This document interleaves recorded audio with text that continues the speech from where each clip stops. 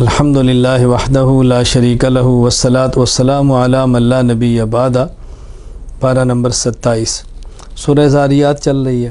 اللہ تعالیٰ نے ابراہیم علیہ السلام کا واقعہ بیان کیا، اولاد کی بشارت کا ذکر کیا، قوم لوط کے عذاب کا ذکر کیا، سابقہ قوموں کے انجام کا ذکر کیا، اور یہ بات سمجھایا کہ ان قوموں کے واقعات سے عبرت حاصل کرو۔ سورہ طور، والطور وکتاب مسطور، کیونکہ اللہ تعالیٰ نے طور کا ذکر کیا ہے اس لیے سورت کا نام سورہ طور ہے، اور قسم اٹھا کر اللہ تعالیٰ نے احوال بیان کیے۔ قیامت کے کچھ احوال، آسمان پھٹ جائے گا، پہاڑ اڑ جائیں گے، پھر عذاب اور ثواب کا ذکر فرمایا۔ آگے مشرکین مشرکین کا ذکر کیا کہ پیغمبر پاک کو کبھی کاہن کہتے، نجومی ہے، کبھی مجنون کہتے، الیاذ باللہ پاگل ہے۔ اللہ تعالیٰ فرمایا نہیں، ایسی بات نہیں ہے میرے پیغمبر، آپ تو داعی ہیں اور دائیوں کو ایسی باتیں سننی پڑتی ہیں۔ پھر مشرکین اللہ تعالیٰ کے لیے فرشتوں کو بیٹیاں ثابت کرتے، اس کا رد کیا ہے کہ یہ کیسے ہو سکتا ہے کہ اللہ تعالیٰ کے لیے اولاد ہو، اللہ تو اولاد سے پاک ہے، تم اپنے لیے بیٹیاں پسند نہیں کرتے، اللہ کے لیے بیٹیاں چنتے ہو، کوئی عقل سے کام لو۔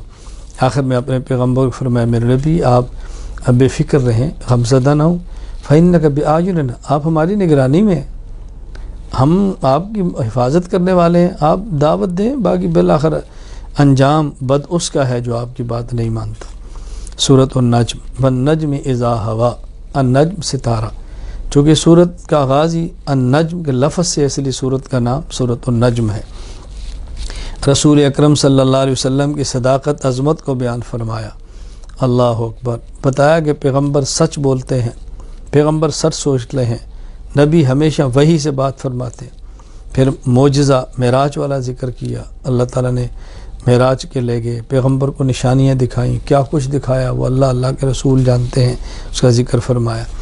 پھر مشرکین کی مذمت کی ہے، اللہ تعالیٰ نے توحید کو بیان فرمایا اور مشرکین کا رد کیا۔ فرأیتم اللات والعزیٰ، کیا تم لات عزیٰ منات کو خدا بنا کر پوجا کرتے ہو، یہ تمہاری ایک گھنونی تقسیم ہے، سے بچو۔ فرمایا رلاتا بھی اللہ ہے، ہنساتا بھی اللہ ہے، اللہ ہی ہنساتے ہیں، اللہ ہی رلاتے ہیں، اللہ ہی زندہ کرتے ہیں، اللہ ہی موت دیتے ہیں، اللہ ہی نر پیدا فرماتے ہیں، اللہ ہی میدا یہ سب اللہ کے اختیار میں ہے۔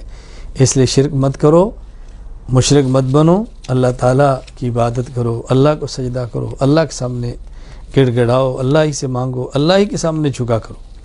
سورۃ القمر، اقتربت الساعۃ وانشق القمر، چاند، چونکہ القمر کا ذکر ہے اس سورت کا نام سورۃ القمر ہے۔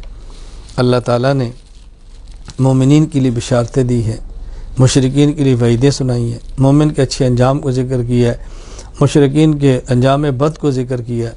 پھر نوح علیہ السلام کی قوم کا ذکر کیا، قوم عاد کا ذکر کیا، قوم سمود کا ذکر کیا، یہ بتانے کے لیے کہ ان کے انجام کو دیکھو، سے عبرت حاصل کرو۔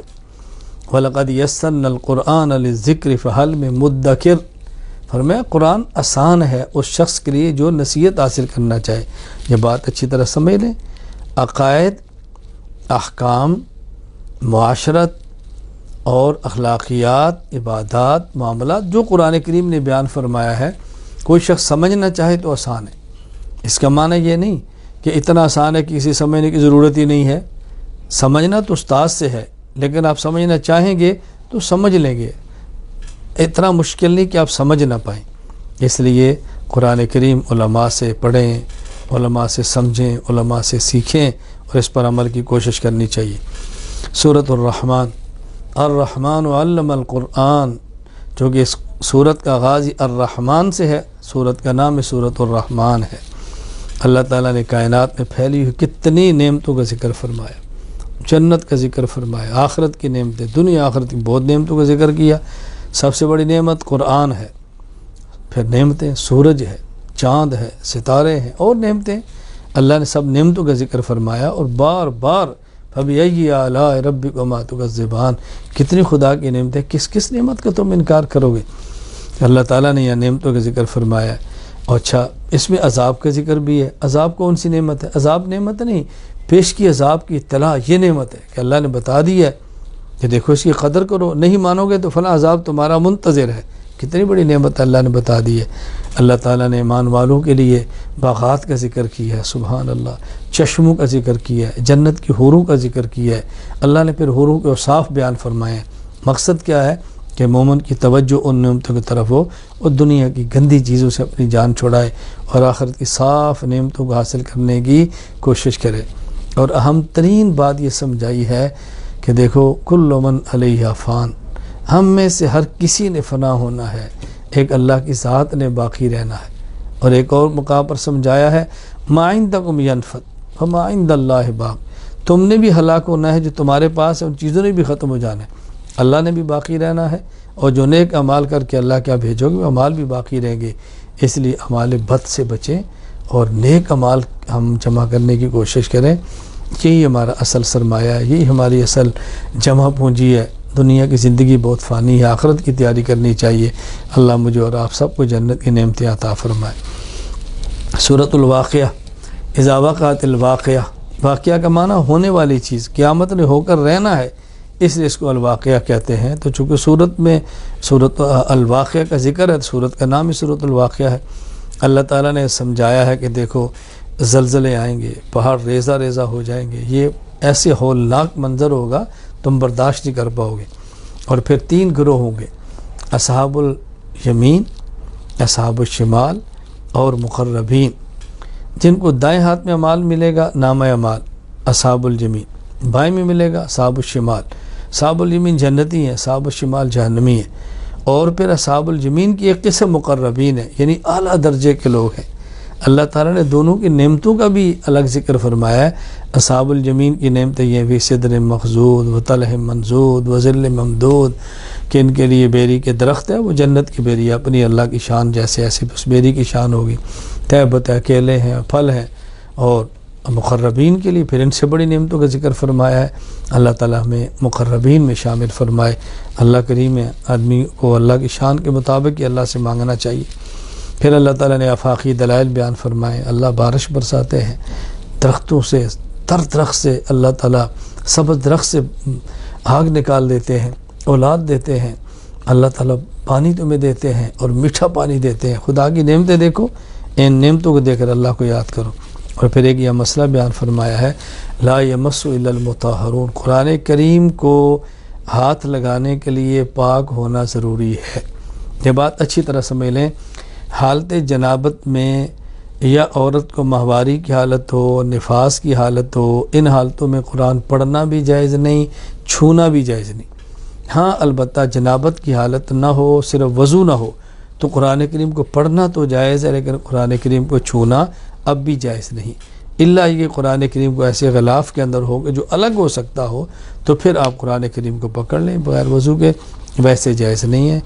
قرآن کریم کو ہاتھ نہیں لگانا چاہیے بغیر وضو کے، طہارت کا خیال کرنا بے حد ضروری ہے۔ سورۃ الحدید، اس سورت میں چونکہ الحدید کا ذکر ہے، لوہا وانزلنا الحدید، اس لیے سورت کا نام ہی سورۃ الحدید ہے۔ اللہ تعالیٰ نے اس میں ترغیب دی اللہ کے راستے میں خرچ کرنے کی بہت زیادہ۔ پھر یہ بیان فرمایا کہ فتح مکہ سے پہلے جو مسلمان تھے اور فتح مکہ کے بعد والے برابر نہیں ہیں، فتح مکہ سے پہلے والے مسلمان وہ افضل ہیں ان سے جو فتح مکہ کے بعد اسلام قبول کیا ہے۔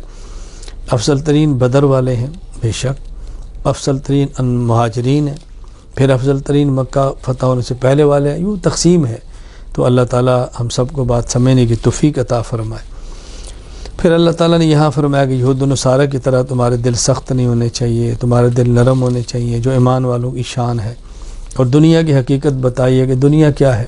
اعلم انما الحیات الدنیا لعب ولہو وزینہ وتفاخر بینکم وتکاثر فی الاموال والاولاد، یہ پہلے کھیل ہے، آدمی اب دنیا میں مست ہے، دائیں بائیں کو نہیں دیکھتا، پھر تھوڑا بڑا ہوتا ہے تماشا ہے اور دائیں بائیں کو دیکھتا ہے، پھر فرمایا کہ زینت ہے، اپنی فکر پڑ جاتی ہے، اس کے بعد فرمایا کہ فخر ہے، کبر ہے، جوانی ہے، اس کے بعد بڑھاپا ہے، میرا مال کتنا ہے، میری اولاد کتنی ہے، یہی فکریں پڑی ہوتی ہیں، اپنی ذات کی فکر بھی نہیں رہتی، نہ کھیل سے غرض، نہ تماشے سے غرض، نہ جوانی کے جنون رہ جاتے ہیں، بس حرص۔ فرمایا یہ ایک دنیا کی حقیقت ہے، اس کے بعد یہ جنت ہے یا جہنم ہے، تم جنت کی فکر کرو اور جہنم سے بچو۔ پھر لوہے کا ذکر فرمایا، لوہے کی حکمت بیان فرمائی کہ ہم نے لوہے کو پیدا کیا ہے اور لوہے کی پیدائش کی بنیادی مقصد جنگ اور جہاد ہے۔ ہاں دیگر ضرورتیں بھی ہیں جو تم پوری کرتے ہو، وہ بھی منافع ہیں، اصل اس کی جو منفعت ہے فی باس شدید وہ جہاد ہے، باقی اور منافع بھی لوہے سے ہیں جیسے ہم حاصل کر رہے ہیں۔ آخر میں مومنین کے لیے فرمایا کہ اللہ تعالیٰ ایمان والوں کو اجر ہی اجر عطا فرماتے ہیں، ہر حالت میں خدا اجر دیتے ہیں۔ اللہ تعالیٰ ہمیں کامل ایمان والا بنائے، ایمان والوں کی صفات عطا فرمائے۔ وآخر دعوانا الحمد للہ رب العالمین۔